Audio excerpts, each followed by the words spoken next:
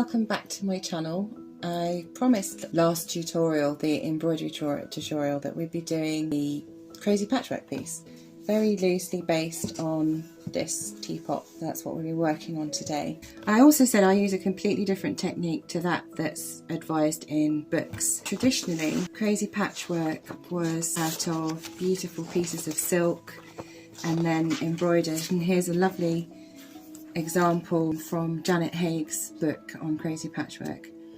And it's just the most sumptuous embroidery. Every single piece is embellished, and whilst I really love the effect, it's not the sort of thing I want to do now. Back in the Victorian period, it was very popular on both sides of the Atlantic, and it was quite a status symbol. One, it would be that you had these snippets of silk or velvet, and then two, that you had the time to sit in the afternoon embroidering just to make a thing of beauty. And I have seen one or two examples still being used by the lady that gave me the lace. So if you're interested in completing this piece of crazy patchwork, carry on watching. You will need some nice bits of pieces of fabric. You can use offcuts of linen, quilting fabrics with a good feature print on them.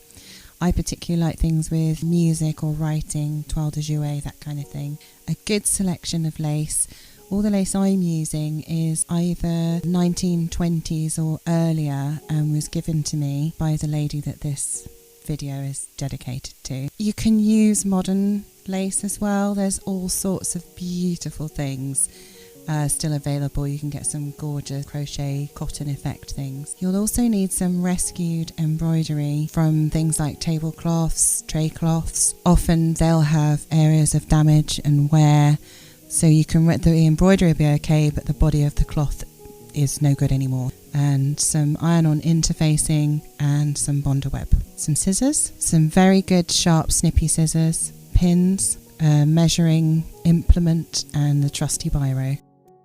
So when you've cut your interfacing to the 14 inches or whatever you need as an allowance around your piece, we're going to draw around, you can see I've already done it, but we're going to draw around, in this case, my 12-inch panel. Just pop it in and try and make sure that the border around it is fairly even, and then draw around it with a biro. I've already got a line all the way around. And the other thing you need to do is you need to measure the midpoint. 14 inches, that would be 7 inches. So we're going to measure about 7 inches, then draw a line down the middle. And the reason why we do this is to help with your design placement. What a lot of people tend to do when they first start out with designing or photography or sketching or whatever it happens to be, is they tend to put things right slap bang in the middle of the picture, and that can be quite boring to look at.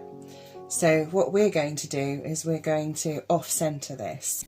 Having now completed the piece, I've decided I'm probably going to make this, after all that I said, into a cushion cover.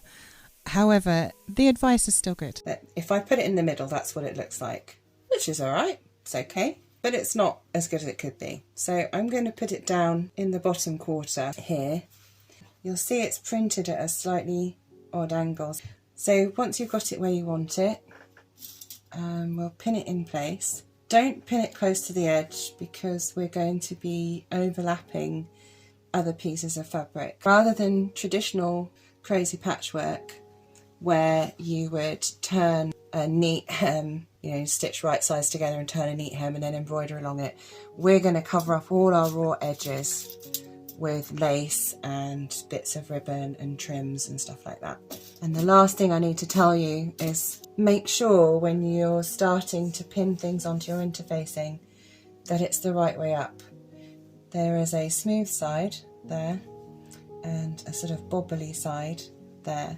Those bobbles are the adhesive, the glue, so don't put that on the wrong side because we are going to iron this and we'd end up ironing just that to your ironing board. I'm also not too bothered about trimming this down right now. You can see that this is the design window here. We've got a piece of fabric overlapping here which I will be trimming at some point. If you have a piece of fabric and it ends at the design window, then what happens is you're going to have an area of weakness, and you'll have to waste good lace and all the rest of it, and it'll be right on the edge of the panel. So we want to go over those lines all the time. Also, at this point, we want to make decisions about the final piece. This will be the first bit you see, but it's the last bit we put on. I'll show you how to stabilise the embroidery later. So now I've decided where I'm going to put my embroidery, which was up here and down here. I need to provide a little bit of interest to the design up here. So I'm going to use this piece of fabric, and remember it needs to go to the very edge of the piece of interfacing, because we don't want any seams or having to put lace along that bit of the border there. I want quite a big piece. I will cut part of this off, and I'm going to take it down to the quarter mark there. Just gives me something to work to. If you decide you like doing this, you will end up with lots of snippets of fabric. You can always put them on one side. I have little bags with just sort of colour pieces, so little bits of blue and white or pink or whatever it happens to be, and it's amazing. You end up with funny little holes that need filling, and you can use one of those offcuts of fabric, so it's never wasted. Like this bit here, this will definitely get used at some point in the future. Now we need to decide which bit we want exposed at the end, so we can tuck that under like that. I prefer this raw edge, and this will be easier to cover than the blue and white. I'm just going to cut a little bit away, so I'm just going to pop that under there. I'm going to pin this in place, and then I'll tidy this bit up later because that's a little bit raggedy, and this one as well. That just holds that in place, so straight away we can already see that it's, you know, it's already providing an extra bit of interest. I think I want to keep this one quite simple. I don't want to have lots and lots of pieces of fabric on it, because you can get really carried away. If I show you this one, like this piece here, that is the tiniest bit of fabric, and of course every time you put a new piece of fabric down and it meets up with something else, that edge has got to be covered by something. So we're not doing embroidery, we're covering it with lace, with these little bits of trim. This was the edge of a sort of doily. Here I think I want a sort of a triangle piece there.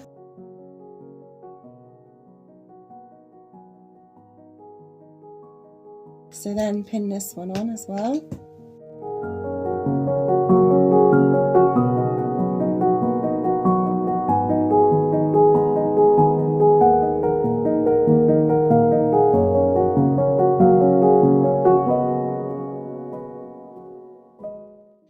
So when you finish pinning all your pieces of fabric on, this is what it will look like. This is quite simple, but it's going to look really nice when it's finished. This is the worst bit. It always looks really scruffy, and just keep the faith, it'll be fine. The next thing you need to do is to take your piece of work to the ironing board. Just do one little bit of trimming here.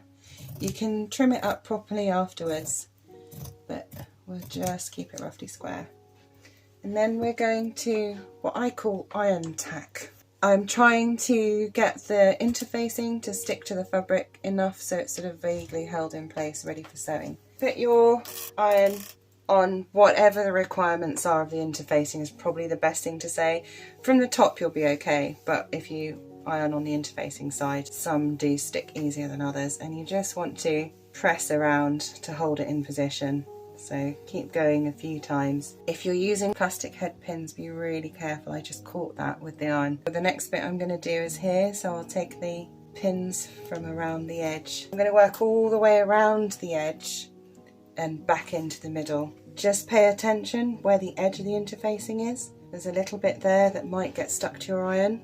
And just carry on working around the outside, removing your pins. And you can see just by doing this straight away, it just makes it look that bit neater.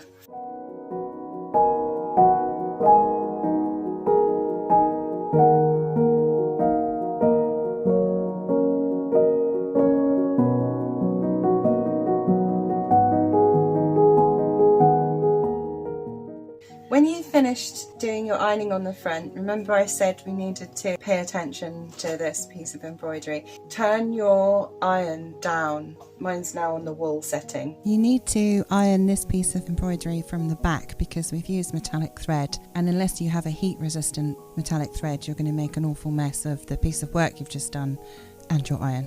So the next thing we need to do is just have a look over the piece of work after the ironing. Here there's quite a lot of overlap and I don't want that. I actually quite like that curve because if I use a piece of scalloped lace or something, I'll be able to go with the natural curve of that. And then this is one of the pieces of embroidery that we're going to be using where I want it. I'm looking at this now because the next stage is to cover up these raw edges, and where some of them are quite long, I'm going to take this to the machine and just stitch them down to hold them in place. You don't have to, just use your own judgment on that. I've had a look at that and now I'm going to just pin these in place and then I shall take the whole thing to the sewing machine.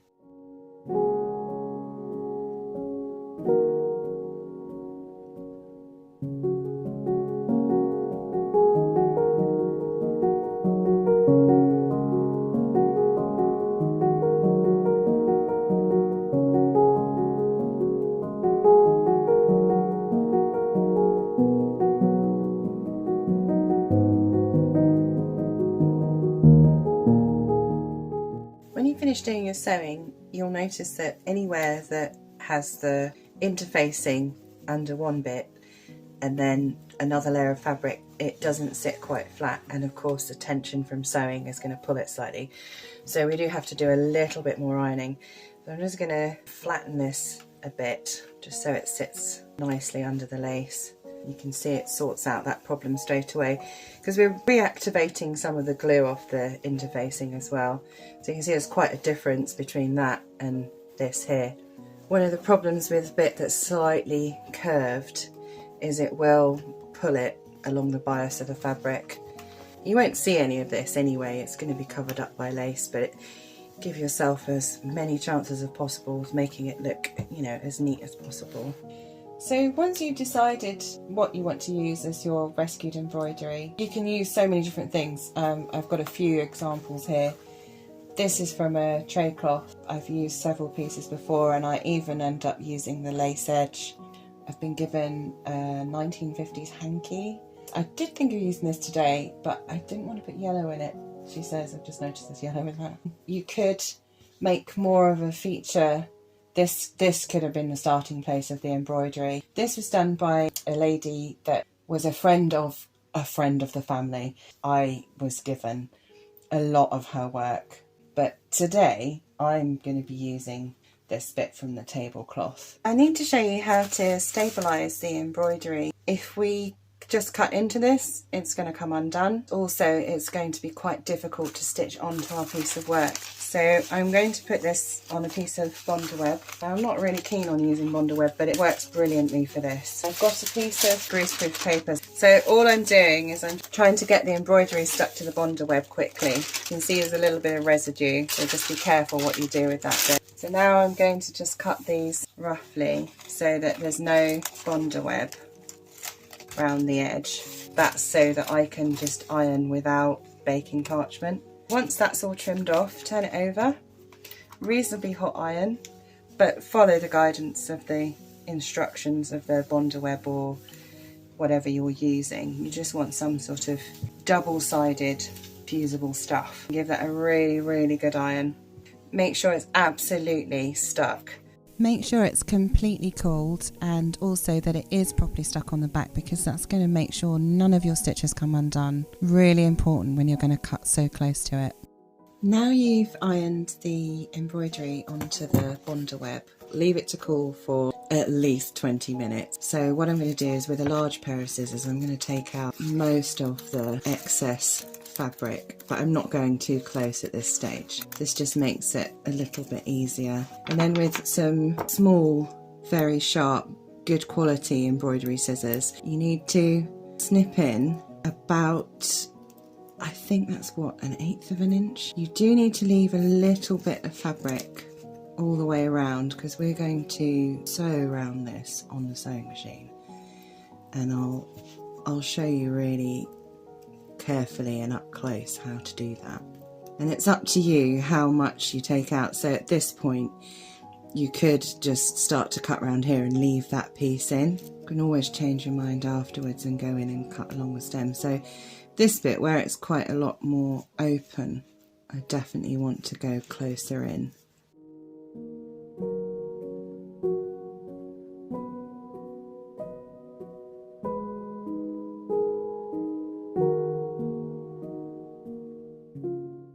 Often you'll find with vintage and antique lace that it's lost its body. You'll have seen me starching this with spray starch. You just want a little bit and then leave it on one side, don't touch it. Leave it until it feels just very, very slightly damp and not dry, and then you can give it a press just gently, and I'm just hovering above the lace. I'm not going to iron all of it, I'm just going to iron what I think I'll need. So you can see it's now holding its shape, you can see the beautiful pattern. Now we get to the bit that I like the most. Before you do this, it's looking very scruffy, why would you ever want to put it as a piece of artwork? But as soon as you start putting lace on, it just really brings the whole thing to life. So I was talking earlier on about a curve here and following the natural curve. When you have a scallop lace, the straight edge will always curve through the tension of the design. The main thing with putting the lace on here is we want to cover the raw edges, but we also need to think about the order in which they're stitched, because we don't want any raw edges, and that includes the end of the lace. So I'll just have a bit of an experiment and see what I like.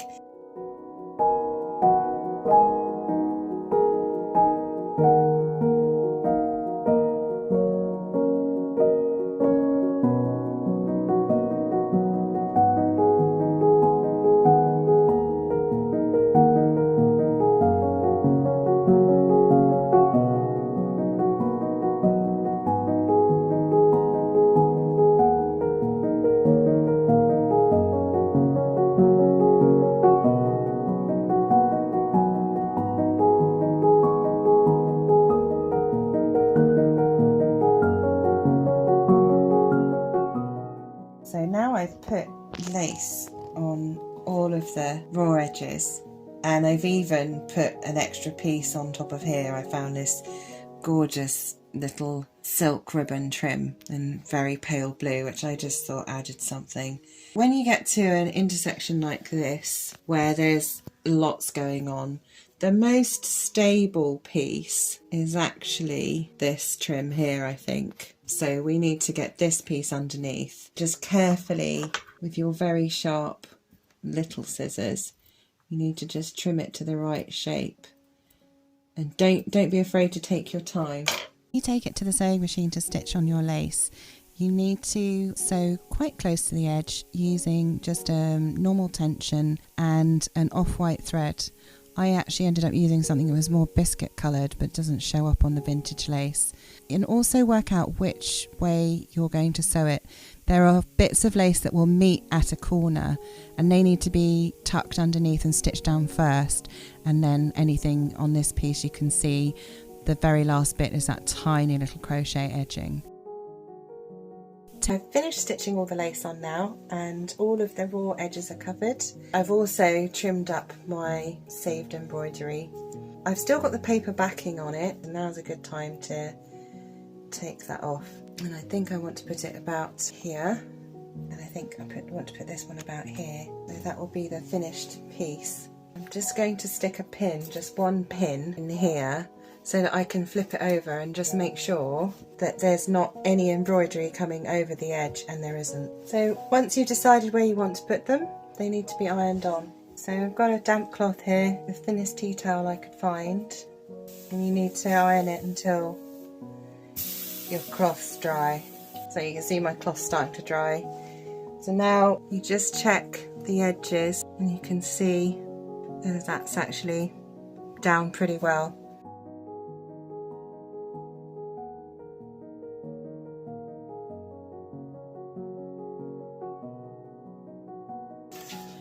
So stitch your sewing machine to a small zigzag, the smallest you can manage, and pay attention when you do set it which way the needle goes from the stitch line in the middle of the foot. Unfortunately, I think mine goes in the middle, so it goes slightly to the right, but the stitch line's in the middle. Take your time with this. Use the hand wheel for turning corners and just keep zigzagging round. Depending on how complicated the piece of embroidery is, it may well take you about 20 to 30 minutes to stitch on each one. For me, that's a lot quicker than I could do it by hand. For some people, I know they'd probably rather stitch it by hand. So now you've finished your piece of work. Thank you for watching the video. If you noticed at the beginning, I did something I don't usually do, which is make a dedication to someone.